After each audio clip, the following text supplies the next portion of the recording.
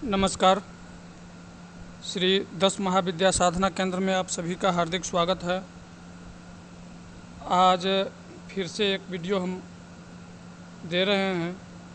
ये श्री काल भैरव का प्रयोग है और ये प्रयोग आपको भूत, भविष्य, वर्तमान यानी पास्ट, प्रेजेंट, फ्यूचर तीनों दिखाएगा। ये प्रयोग आपके थर्ड आई को ऐसा एक्टिवेट करेगा कि सामने वाले व्यक्ति को आप जैसे नज़र डालोगे उसके व्यक्तित्व पर सब कुछ नज़र आना शुरू हो जाएगा। ये क्या करके आया है, अभी जाएगा तो क्या करेगा, यहाँ तक ये भी नज़र आ जाएगा। इस मंत्र का पूरा चरण 5 लाख का है। इसका हवन सामग्री जो है घी, काला तिल और देवदार की लकड़ी, काला उड़द, दही और मिक्स हवन सामग्री, सूखा नारियल और पान का पत्ता। ये तो हो गया हवन सामग्री में। दशांश हवन करते चले जाएं, 1-1 लाख, 1.25 लाख मंत्र का जाप करते चले जाएं और दशांश हवन। ये लगभग 4 से 5 महीने में पूर्ण रूप से थर्ड आई को एक्टिव कर देता है, इसमें कोई शक नहीं है। विधि है, किसी भी शनिवार से, रविवार से या मंगलवार से यह अनुष्ठान शुरू किया जा सकता है। एक बाजोट पर श्री काल भैरव की प्रतिमा को स्थापित करेंगे। प्रतिमा को निश्चित रूप से रोज पंचोपचार पूजन करेंगे। इसके बाद जप करेंगे। तो जप में करेंगे श्री गणेश का मंत्र का 1 माला जप। जैसे आपको गणेश मंत्र कुछ भी पता नहीं है तो ओम श्री गणेशाय नमः इसका 1 माला जप कर लेंगे। और अगर आपने गुरु मंत्र की ले रखा है तो 1 माला कम से कम गुरु मंत्र का भी कर लेंगे। इसके बाद मुंड माला जो कि प्राण प्रतिष्ठित होना चाहिए, जागृत होना चाहिए, या अगर जिस गुरु के माध्यम से आपको ये मंत्र मिल रहा है उस गुरु के माध्यम से अगर प्राण प्रतिष्ठा की हुई माला भी मिल जाए तो अति उत्तम। प्राण प्रतिष्ठित मुंड की माला से ये मंत्र का जप होगा। और मंत्र बता दे रहे हैं। ओम सं सांब भूत भविष्य वर्तमान दर्शय सं नमः। ओम सं सांब भूत भविष्य वर्तमान दर्शय सं नमः। ओम सं सांब भूत भविष्य वर्तमान दर्शय सं नमः। ये 3 बार मैंने बोल दिया है यहाँ, और आराम से जिसको नोट करना हो कर लें। और ये प्रयोग बहुत ही तगड़ा प्रयोग है। इसका आपको 1 महीने के बाद से इसका प्रभाव जो है आपको 1 महीने के बाद से पता चलना शुरू हो जाएगा। ठीक ना। पहला प्रयोग आप कम से कम 1 महीना का ही करें, संकल्प लेकर के 1 महीने का अनुष्ठान करें।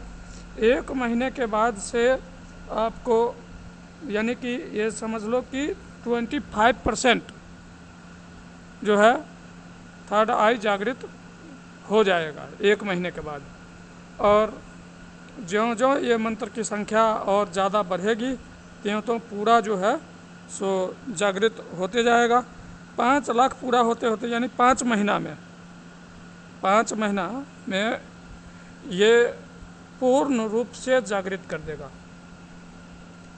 एक हमारा साधक है, उसको थर्ड आई जागृत हुआ, तो हालांकि उसको ये पता नहीं था कि थर्ड आई हमारा जागृत हुआ है।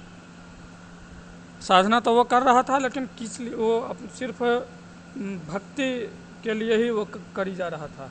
कुछ मांगा नहीं, अपने इष्ट से कुछ भी नहीं मांगा। वो सिर्फ भक्ति और संकल्प लेकर के कि हमें अपनी इष्ट की प्रसन्नता प्राप्त हो, और उसको 1 महीने के भीतर ही थर्ड आई लगभग जागृत हो गया।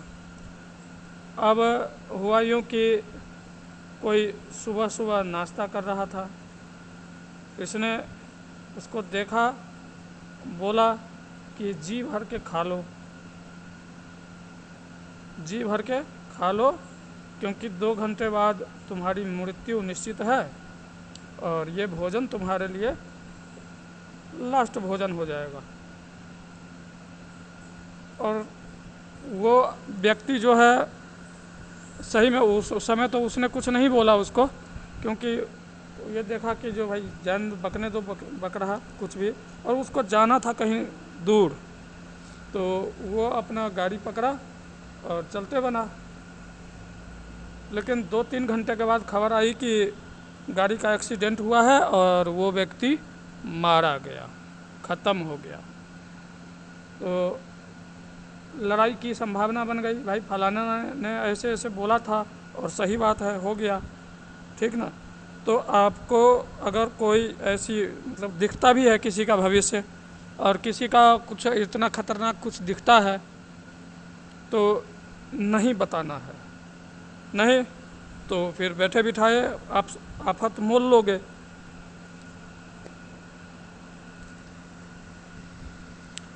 इस तरह के साधकों को हम निश्चित रूप से एक चीज़ कहेंगे कि अगर आपने थर्ड आई जागृत करने की, भूत भविष्य वर्तमान देखने की साधना कर लिया है या कर रखा है और आपके पास वो क्षमता है, तो देखिए बहुत से परिवार में बहुत से लोग गलत हैं।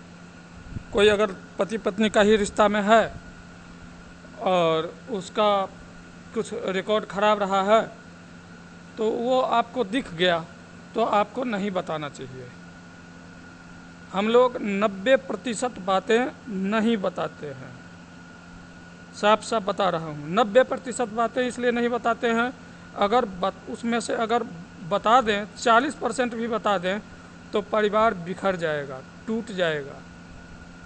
तो हम लोगों का काम जो है वो तोड़ने का काम नहीं है, जोड़ने का काम है। इसलिए हम लोग 90% बातें छुपा लेते हैं। जो ज़रूरी है, जो बताना चाहिए वही बताते हैं, जो नहीं बताना चाहिए कुछ भी करके रह जाएगा, नहीं बताएंगे। ज़्यादा से ज़्यादा क्या कहेगा, ये जानते ही नहीं, हाँ भाई नहीं जानते हम, जा, ठीक ना। तो कम से कम परिवार नहीं टूटेगा अगर किसी का, तो उस महापाप से तो हम बच जाएंगे। इसलिए हमें नहीं बताना चाहिए किसी भी हाल में। तो इस चीज़ का ख्याल रखें और तोड़ने में विश्वास ना करें, जोड़ने में विश्वास करें। किसी के परिवार को उजाड़ने में भलाई नहीं है, ठीक ना। उजाड़ना आसान ज़रूर है लेकिन उसका परिणाम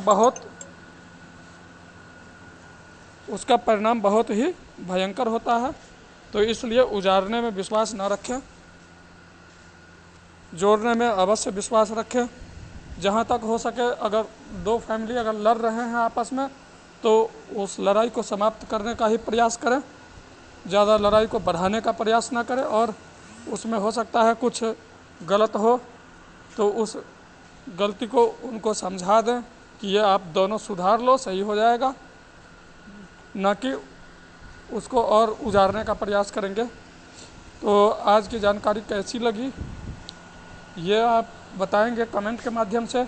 और चैनल पर अगर पहली बार आए हैं तो लाइक करें, सब्सक्राइब करें, सब्सक्राइब निश्चित रूप से कर लें और लाइक करें। मुझसे संपर्क करने के लिए मेरा व्हाट्सएप नंबर है 8810436642। इस पर व्हाट्सएप करें, कॉल ना करें। जय माता पितामह, जय गुरुदेव की।